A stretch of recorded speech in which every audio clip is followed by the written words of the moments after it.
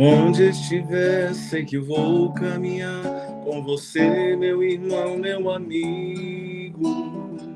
Seja na terra, nas águas do mar, na pureza do ar com você, amigo. Onde estiver, sei que vou caminhar com você, meu irmão, meu amigo. Na escuridão, sei que a luz vai voltar. Sei que o sol vai brilhar em você, amigo. Amor, amor, que nunca vai nos separar. Amor, amor, que nunca vai nos separar.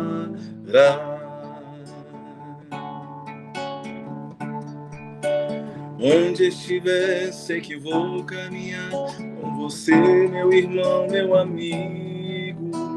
Seja na terra, nas águas do mar, na pureza do ar com você, amigo. Onde estiver, sei que vou caminhar com você, meu irmão, meu amigo. Na escuridão, sei que a luz vai voltar, sei que o sol vai brilhar em você, amigo. Amor, amor, que nunca vai nos separar. Amor, amor, que nunca vai nos separar.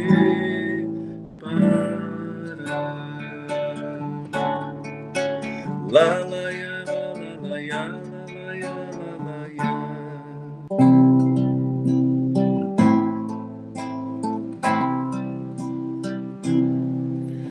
Oh, irmã sol, irmã lua, abram meus olhos, quero ver a luz.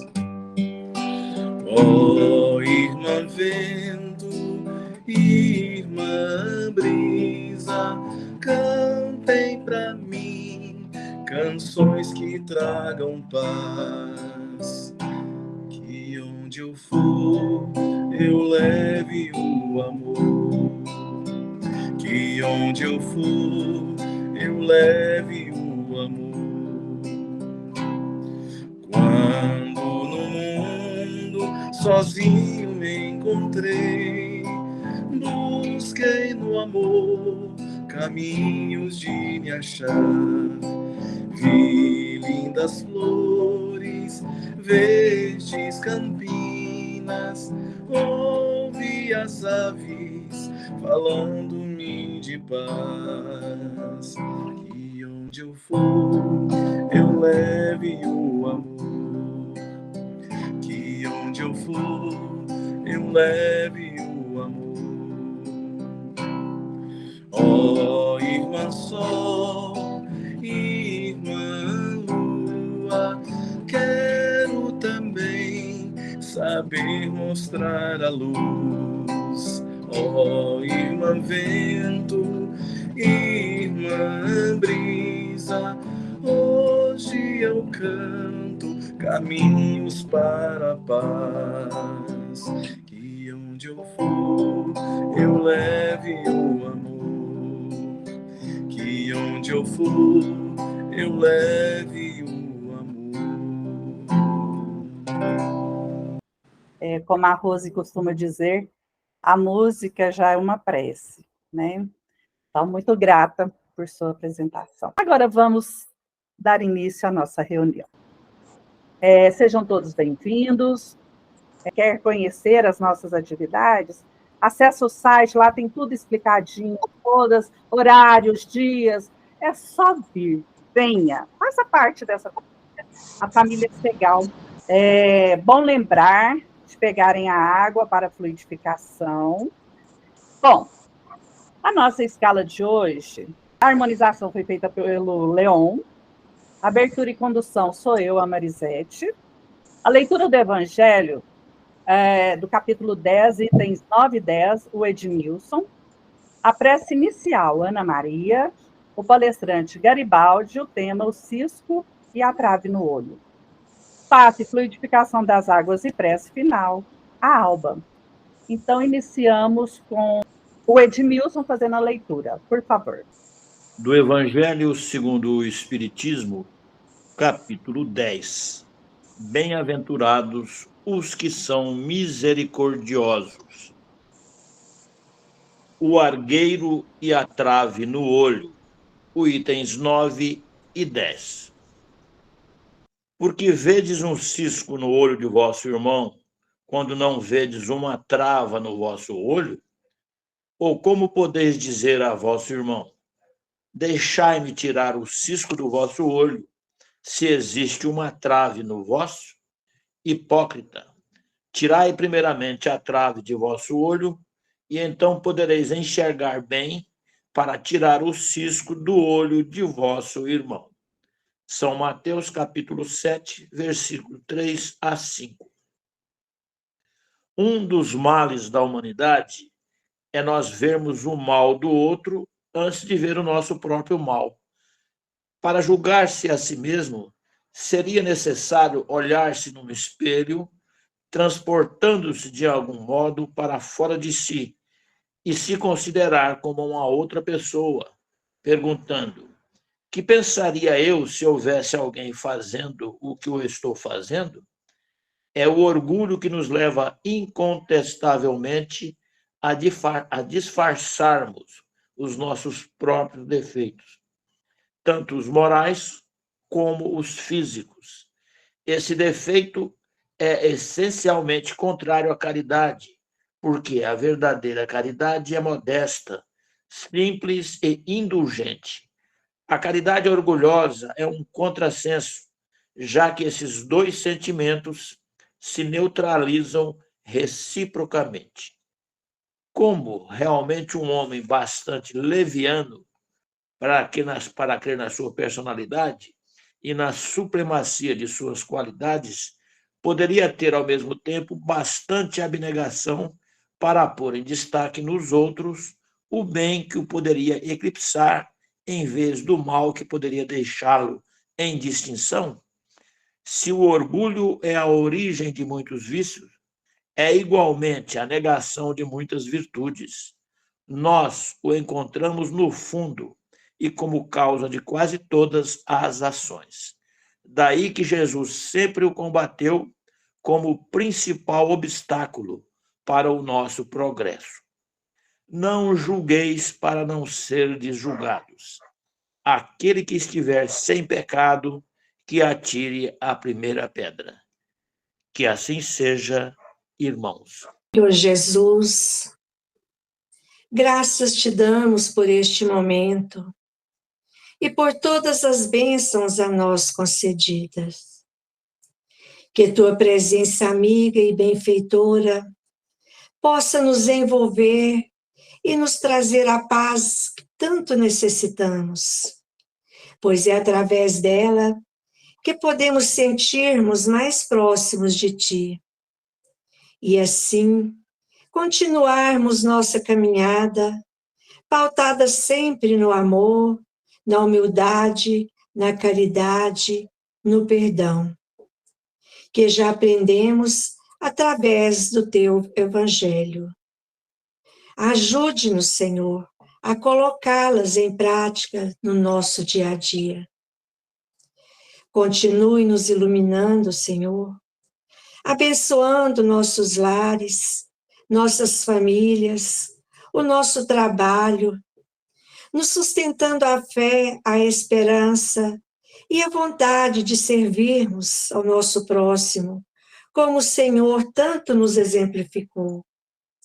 Abençoa, Senhor, a todos que participam deste tratamento e a todos nós que estamos aqui neste momento de oração.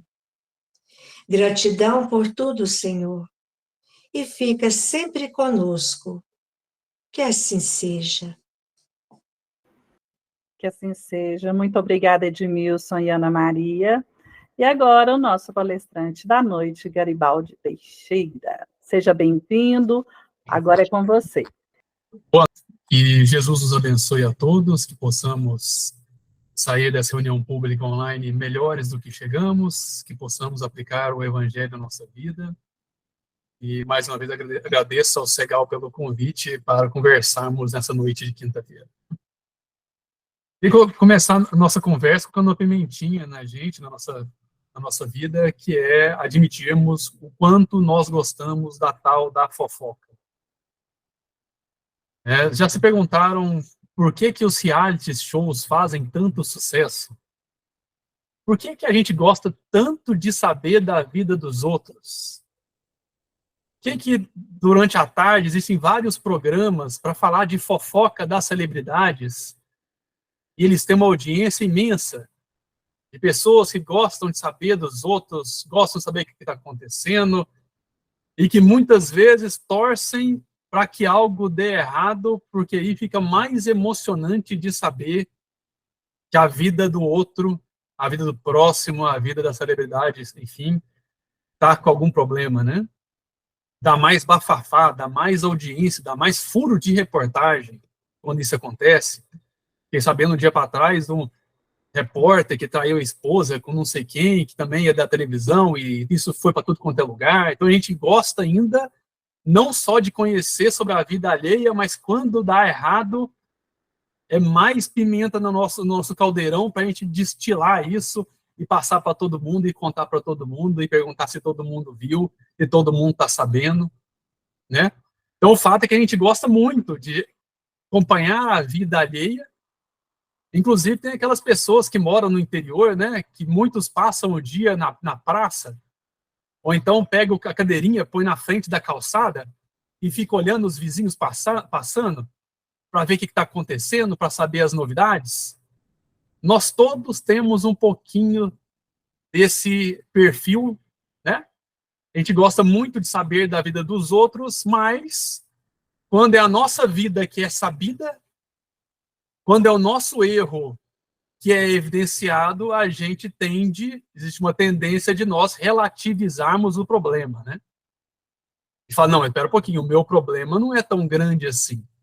A régua do outro não pode ser a mesma régua do meu. Vamos dar um exemplo? Uma mulher, sem querer, entrou na fila do supermercado daqueles caixas que só podem passar 20 itens. E tinha uma plaquinha falando que só poderia passar 20 itens. Ela não viu a placa, entrou na fila com mais de 20 itens. Quando ela passou o 21º item, a menina do caixa falou, senhora, eu vou ter que parar a compra da senhora porque o meu caixa não aceita passar mais de 20 itens. Quando isso aconteceu, a mulher que estava atrás dela falou, não é possível isso. Eu não acredito que essa pessoa veio com mais de 20 itens. E espalhou isso para toda a fila. Gente, essa mulher não viu a plaquinha, ou fingiu que não viu a plaquinha, e agora está travando o nosso caixa. Eu estou com pressa aqui e agora não tem como essa mulher passar. E fez um pequeno escândalo ali em volta dela. A mulher que estava no caixa, ela realmente não tinha visto que era um caixa rápido, teve que guardar as coisas de volta no carrinho, saiu da fila totalmente constrangida e foi pegar outro caixa normal. Bom, essa mulher que havia feito um pequeno barraco, chegou a vez dela, ela foi passar os itens dela, só que ela tinha pego muitas miudezas e quando chegou no 20º, ainda tinha mais 2 produtos para passar. O que essa mulher fez?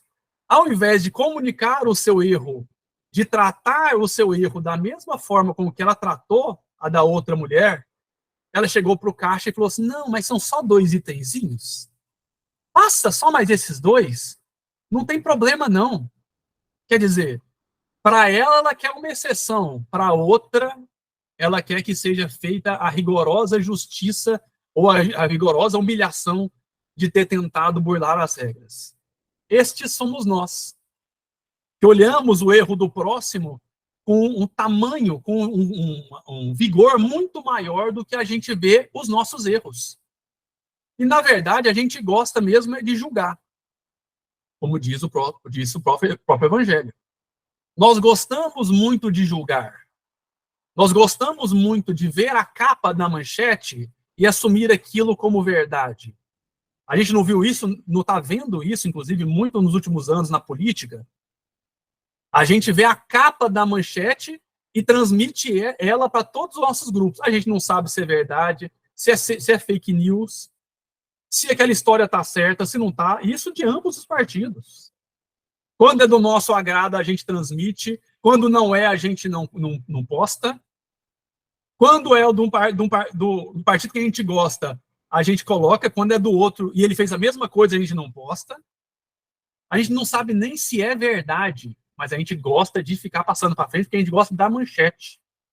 Teve um caso triste que aconteceu um tempo atrás, de um homem que foi confundido na rua por um estuprador, que estava foragido. Alguém apontou para ele, falou, é o estuprador foragido. Pessoas que estavam na rua pegaram essa pessoa, esse acusado, e quase mataram ele de tanto bater. Ele tentou argumentar que ele não sabia o que estava acontecendo. Não sabia nem o que era que estava acontecendo. Só que ele foi espancado, a polícia chegou, separou todo mundo, colocaram ele numa ambulância quase morto, e depois descobriram que não era ele o estuprador. Nós gostamos da manchete. Nós julgamos com a manchete. Nós não queremos saber a profundidade das coisas. Nos dá prazer julgar e tomar uma postura frente à manchete. Teve um caso muito triste, um segundo caso muito triste no Brasil, que aconteceu no ano de 2000, que ficou conhecido como o sequestro do ônibus 174.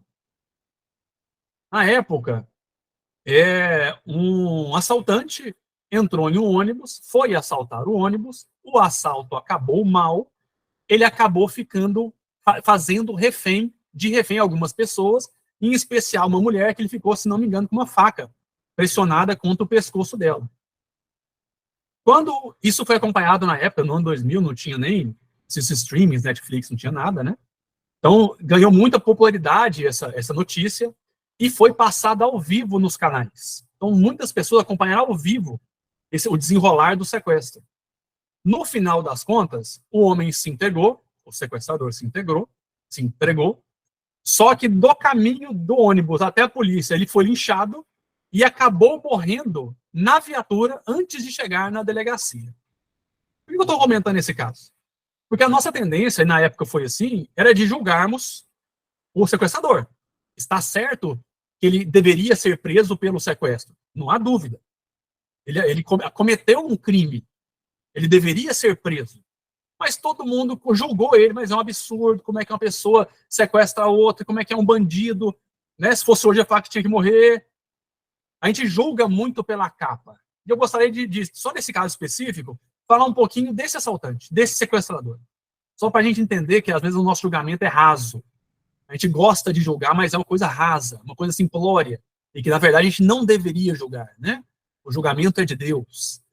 Esse sequestrador, quando ele era pequeno, ele era criança, ele morava com os pais e com a mãe, e o pai dele abandonou a família.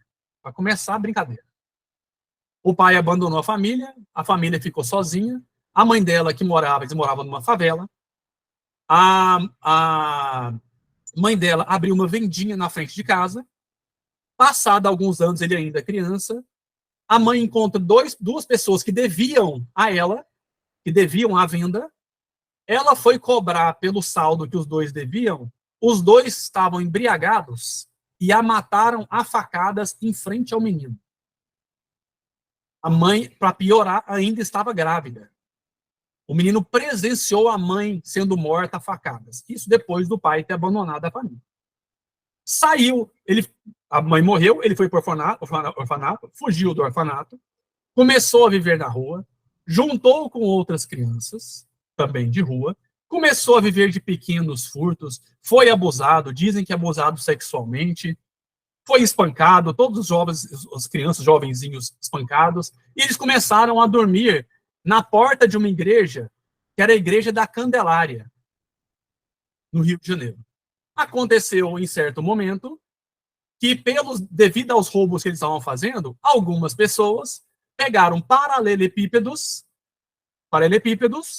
tijolos grandes, hexagonais, de concreto, e começaram a jogar sobre as cabeças das crianças. Morreram 8 na época. Esse menino, que o pai fugiu, que a mãe morreu na frente dele, e que estava na Candelária, foi testemunha do assassinato dos filhos, dos amigos dele. Ele conseguiu fugir. Depois que ele fugiu, ele foi ficando maior, foi preso várias vezes por N crimes, sempre escapava. Eu vi um documentário desse caso, no documentário mostrava a prisão que ele estava, que ele passou uma das. A gente não aguentaria fazer uma visita na prisão. Era aquele tipo de prisão que era para ter 5 e tinha 50 pessoas.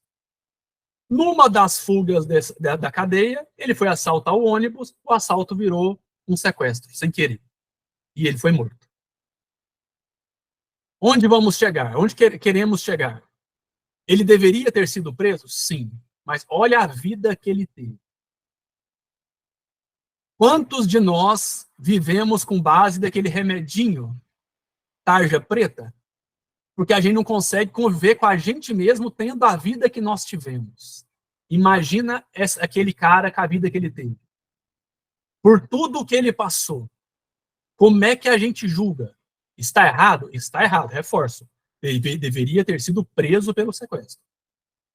Agora, como é que a gente julga? Por isso, Evangelho de Mateus, Jesus nos fala, não julgueis para não seres julgados. A régua com que nós julgamos os outros, Jesus vai usar para nos julgar. Quem julga será julgado do mesmo jeito. Então, cuidado. É uma coisa que a gente gosta muito, mas temos que ter cuidado. Temos que mandar vibrações positivas. Temos que mandar empatia. Temos que mandar bons pensamentos. E torcer para que seja feita a vontade de Deus. Se a pessoa errou, tem um departamento de justiça que deve cuidar do caso dele.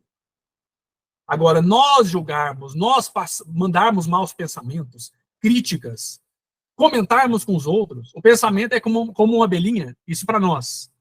Pensamento é como uma abelhinha que a gente manda, na hora que ele chega no seu destino, volta um enxame. Para a gente. Se a gente manda pensamentos ruins, nós vamos receber um enxame de pensamentos ruins. Um enxame de desequilíbrios. Então, cuidado com o julgamento. E quando a gente está falando do julgamento de terceiro? E quando o julgamento é com a gente, o que a gente acha? Como é que a gente se porta quando outra pessoa está falando mal da gente? Aí é diferente, de novo, relativiza, né? A outra pessoa é bom da gente criticar, mas quando é a gente, vou dar um exemplo. Imagina que uma pessoa foi numa palestra ou num sermão da igreja e viu uma palestra excelente sobre o perdão, excelente. Sobre o perdão, a pessoa foi muito boa para falar, falou com bastante clareza. Essa pessoa voltou para casa, chegou para um parente dela e falou assim, ó, fulana, lembrei de você desse dia para trás, porque eu assisti uma palestra ótima sobre o perdão, e era bom você estar lá, porque você não está conversando com o seu parente, né? Ou não está conversando com o seu amigo. Imagina se falassem isso para a gente. Isso vira um pandemônio, o céu escurece, né? As nuvens negras, porque a gente tende a não responder isso com tranquilidade. Na verdade, a gente tende a responder isso com um ataque. Espera aí, você está falando que eu não perdoo? E você? Não é assim que a gente faz? E você que não tem paciência com fulano? E você que não faz trabalho assistencial? E você que não se porta bem no trânsito?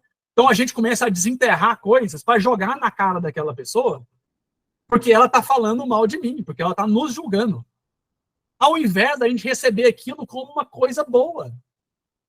Como assim uma coisa boa? É que o nosso orgulho, a nossa vaidade, nos segura para não aceitar críticas. Quem é que gosta de feedback? Quem é que gosta de críticas? O nosso orgulho e a vaidade quer que a gente fique sozinho no nosso eu. Outra pessoa não precisa falar como é que eu sou. Não precisa apontar os meus erros, porque aí a gente fica nervoso.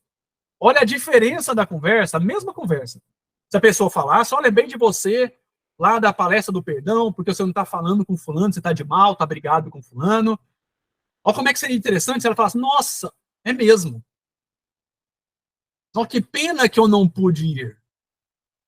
Nossa, realmente eu não estou falando com meu parente? Isso está dando um transtorno? Está dando um problema? Está dando um problema na minha família? Não, está gerando um mal-estar? Dá um exemplinho. Conheço uma mulher que não conversa com o irmão. Velha assim, tem uma senhora de 60 anos que não conversa com o irmão. A mãe deles, que está viva, lamenta todos os dias porque eles não conseguem fazer almoço em família mais. Porque um não consegue conviver com o outro. Até o filho, que deve ter uns 58 anos, ele aceita a presença da irmã, mas a irmã não vai se ele tiver. Eles estão brigados. Olha o transtorno. E voltando ao nosso exemplo. Ou tanto que seria mais legal, nossa, né, a pessoa que está com a mágoa, né? Seria tão bom se eu tivesse ido, porque é algo que está me incomodando muito. Realmente eu não estou falando com meu parente. É algo que eu tenho que superar. É algo que eu tenho que ser melhor. Talvez se eu tivesse ido nessa palestra, eu teria conseguido alguma chave. Alguma coisa que motivasse a minha vida para conseguir fazer as pazes. Olha o tanto que é diferente. Olha o tanto que a nossa postura pode ser diferente. Né? Qual que é a nossa meta de vida? Meta para todo mundo. Jesus passou a nossa meta, que é ser desperfeito, como vosso Pai do céu é perfeito. Jesus falou, vocês têm que ser perfeitos. Então, quando alguém vem para nos mostrar os nossos erros, nós deveríamos ser gratos. Gratos. Porque muitas vezes nós não temos consciência do nosso erro. E ao invés disso, a gente ataca. A gente gosta de ver o erro do próximo, ver o cisco nos olhos do próximo. A gente deveria ser grato. Jesus nos deu as pessoas, os nossos relacionamentos, as nossas famílias, os nossos trabalhos, para que nós sejamos melhores. Não adianta a gente conviver só com pessoa que concorda com a gente. Nós temos que conviver com as pessoas que não concordam, nas pessoas que não nos agradam tanto, naquele parente que não é o nosso melhor parente, não é o nosso melhor amigo. Nós temos que conviver com todo mundo, porque é assim que a gente pratica a evolução. Se a gente está cercado de pessoas que só nos agradam, que só nos amam, como é que a gente sabe o que a gente tem que evoluir? Se a gente não tem a dificuldade, é na dificuldade é que descobrimos quem nós somos. Nós somos quando a última porta fecha. Aí a gente olha para a gente e vê quem nós somos. Mas muito dos nossos erros, nossos pecados, nós precisamos do próximo para a gente ter consciência dele. Senão a gente não saberia. Vou dar um exemplo. Estava participando, há 20 anos atrás, de uma aula de evangelização, em que a instrutora pediu para que cada uma das pessoas, dos alunos, desenhasse num papelzinho a casa que teria no céu se morresse naquela hora. Né? A pessoa iria para o céu e ia encontrar uma casa condizente com o tamanho do seu aperfeiçoamento moral, espiritual e ético aqui vivo, encarnado. E todo mundo foi desenhar uma casinha. Eu desenhei uma casinha bem humildezinha. Cada um desenhou sua casa e depois cada um foi explicar o porquê da sua casa. Um dos primeiros foi: a minha casa aqui é uma mansão, que eu sou uma pessoa ótima, é uma mansão no condomínio fechado de Jesus. Eu sou vizinho direito. Você, vizinho direito de Jesus, porque eu sou uma pessoa ótima. Era um jovem. Eu sou uma pessoa ótima, eu acho que eu não tenho muita coisa para melhorar. Eu acho que os desafios que aparecem para mim, eu acho que eu já consigo cumprir todos tranquilamente. Tudo bem? Passou para o próximo, para o próximo, para o próximo. Chegou numa colega nossa, que estava do meu lado, e ela desenhou só um risquinho. Assim, ó, e ela tinha que explicar. Ela falou: gente, ó, hoje eu só tenho lote. E eu vou explicar o que aconteceu com a minha casa. Ela comentando: eu sempre fui da igreja, sempre fui. Sempre fiz trabalho assistencial. Já dei curso de evangelização para crianças, evangelização para gestantes. Eu dei evangelização para gestantes quando eu nem era grávida. E eu achava nessa época, pelas obras que ela tinha, que ela era ótima. Ela era muito evoluída. Aí ela comentou. Só que aconteceu uma coisa na minha vida que me fez mudar um pouquinho. Dos 100% que eu tinha, caiu para 90%, tinha de perfeição moral e espiritual. Caiu para 90% depois que eu casei. Esses casados entenderão. Porque quando eu casei, ela falou, eu casei muito bem, teve uma adequação que eu tive que fazer com meu marido, né? Cada um tem uma criação, aquele processo natural de casamento, de morar dois, entre aspas, estranhos na mesma casa. Né? Então teve uma adequação ali, mas eu casei muito bem, do meu 100% baixou para 90%. Eu ainda achava que era uma pessoa muito boa, evoluída. Ela falou, só que aconteceu uma coisa depois disso, um pouco depois, que me fez perceber que eu estava um pouco, muito mais, na verdade, atrás do que eu estava, que foi quando eu tive filhos. Quando eu tive filhos, aí que eu descobri que eu sou impaciente, que eu fico nervosa fácil, que eu começo a brigar com meu marido porque eu estou sem paciência dos filhos, porque não tem tarefa de casa para fazer com as crianças, trabalho dentro de casa para arrumar casa, lavar louça, e eu perco a paciência com meu marido, que ele também ajuda, mesmo assim eu perco a paciência. Então, quando eu tive filho, eu descobri que aquele meu 100%, que tinha passado essa 90%, agora virou 40%, 30%. E ela falou naquele dia, e hoje eu tenho só um tracinho, é só o lotinho, porque hoje, ela contando, naquele dia, que ela tinha passado o dia com a filha dela, e a filha dela está naquela fase tá com 7 anos, naquela fase do porquê. E ela tinha passado a tarde com a filha, e a filha perguntando o porquê de tudo quanto é coisa. E chegou no momento que ela perdeu a paciência, virou para trás no carro e falou assim, se você perguntar por quê mais uma vez, eu vou te dar um tapa. E isso demonstrou para ela o quanto faltava para ela evoluir. Não que ela fosse uma pessoa ruim, longe disso. Ela é uma pessoa extremamente caridosa, com histórico de trabalhos assistenciais.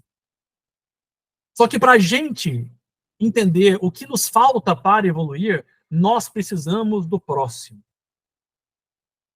Nós precisamos avaliar a nossa conduta frente às pessoas que a gente, principalmente aquelas que a gente não se dá tão bem. Conheça-te a ti mesmo e conhecerás o universo e os deuses. Isso quem disse foi Sócrates. Nós precisamos nos conhecer. Nós vamos nos conhecer quando a porta estreita aparecer. Porque quando a porta larga está imperando, aí a vida é muito fácil. Aí nós não temos desafios. É por isso que Deus nos dá os desafios.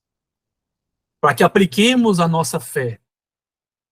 Para que possamos mostrar para Ele que somos bons. Que acreditamos na justiça de Deus. Que acreditamos na bondade e no amor de Deus. Deus coloca nas nossas vidas os desafios, tanto materiais, quanto no âmbito pessoal. E, de novo, não adianta apontar o erro do próximo se somos nós que estamos lotados de erros. Imagina quando chegar o nosso julgamento, o dia do nosso julgamento, a gente chegar de frente do portão do céu, do paraíso, né, um portão simbólico, né, do julgamento. Aí na hora que São Pedro, né, que normalmente é quem fica, é dito que fica no portão, né?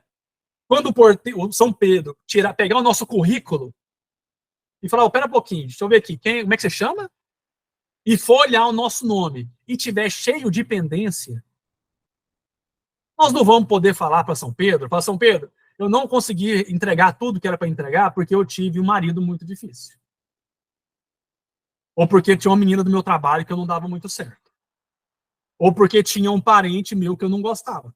Ou um parente meu fez uma coisa comigo que eu não conseguia aceitar. Ou eu fiz alguma coisa com um parente meu, com um amigo, e que ele mereceu. Ele mereceu, o que eu fiz foi merecido. Como é que nós falamos isso para São Pedro?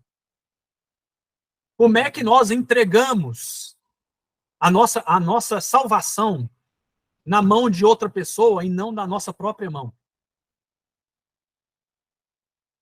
Não tem justificativa. A nossa salvação depende de nós mesmos.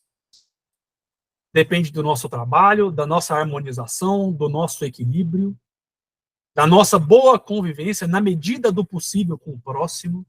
Não precisa ser melhor amigo, mas que a gente possa orar pela pessoa, pelos nossos inimigos, caso a gente tenha. Que a gente possa conviver com os nossos inimigos. De novo, não precisa ser melhor amigo.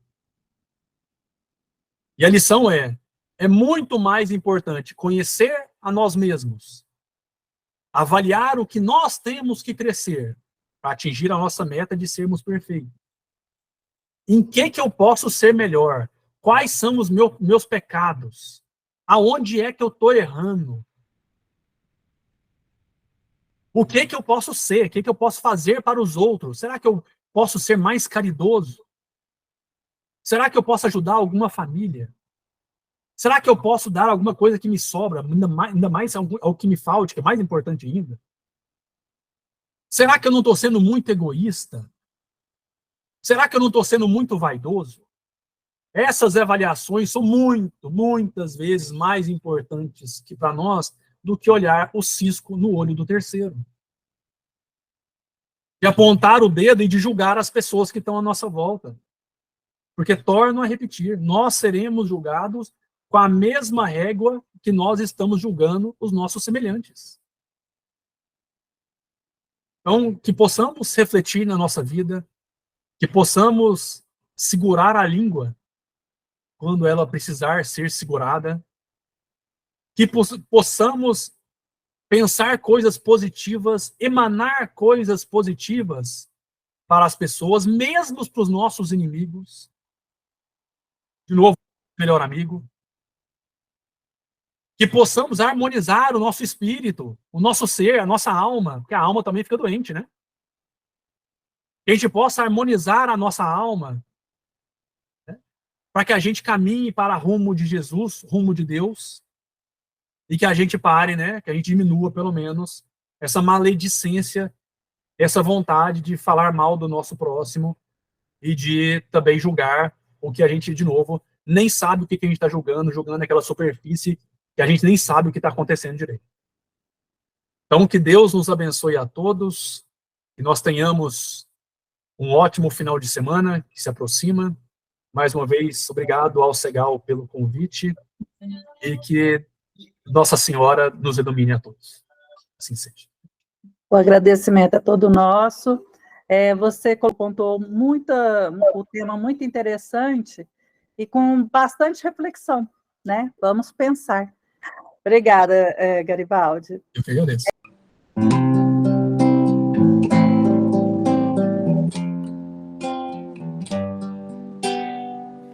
Pelos prados e campinas verdejantes eu vou. É o Senhor que me leva a descansar. Junto às fontes de águas puras, repousantes eu vou. Minhas forças sempre vai me animar. Tu és, Senhor, o meu pastor, por isso nada em minha vida faltará.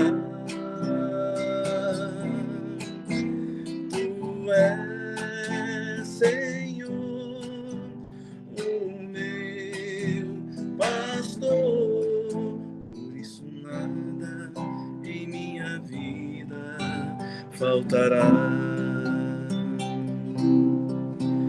Nos caminhos mais seguros, junto dele eu vou, e para sempre o teu nome eu honrarei. Se eu encontro mil abismos nos caminhos eu vou. Segurança sempre tenho em tuas mãos. Tu és, Senhor, o meu pastor, por isso nada em minha vida faltará. Tu és, Senhor, o meu pastor, por isso nada em minha vida faltará. Nada faltará. A todos nesse momento, meus irmãos e minhas irmãs, que possamos agora sentar confortavelmente, ainda continuando em sintonia com esse ambiente, e vamos mentalizar Jesus, nosso Mestre amado. Ele com suas vestes brancas, cabelo aos ombros, com seu olhar meigo, com suas mãos estendidas sobre nós. Nesse momento, através dessa energia superior do nosso irmão Jesus, está sendo feito toda uma limpeza no nosso corpo físico, no nosso corpo espiritual, tirando de nós as dores físicas, as dores morais, tirando de nós as preocupações, o medo, o desânimo, que possamos sentir essa limpeza sendo feita, da cabeça aos pés. E do mesmo modo, das mãos de Jesus, sai raios de luz, luzes de várias cores, que vão penetrando no nosso coronário e percorrendo todo o nosso corpo físico, nosso corpo espiritual, alinhando nossos chakras, trazendo para cada um de nós o que necessitamos para termos saúde, para termos paz, para termos alívio das dores físicas, das dores morais, para termos coragem, fé, esperança, bom ânimo. Nesse momento, estamos sentindo essas energias penetrarem o nosso corpo e traz para nós uma leveza, uma tranquilidade, porque toda essa energia vem do Mestre Jesus, aquele que veio neste mundo para a redenção de cada um de nós. E ainda, através dessa energia tão salutar, nós vamos pedindo por acréscimo de misericórdia, que as nossas águas sejam fluidificadas nesse instante. A água está sobre a mesa, a água que está nos reservatórios de cada lar, que está nos filtros, que essas águas sejam transformadas num remédio para aquele que está necessitando nesse instante. O Senhor, Mestre, que é o médico dos médicos, sabe o que cada um de nós necessita.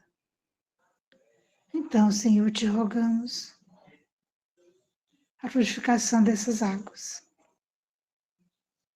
E agora, com as nossas águas fluidificadas, nós vamos preparando para o final do nosso trabalho da noite de hoje, da certeza do amparo e do amor de Cristo derramado sobre nós.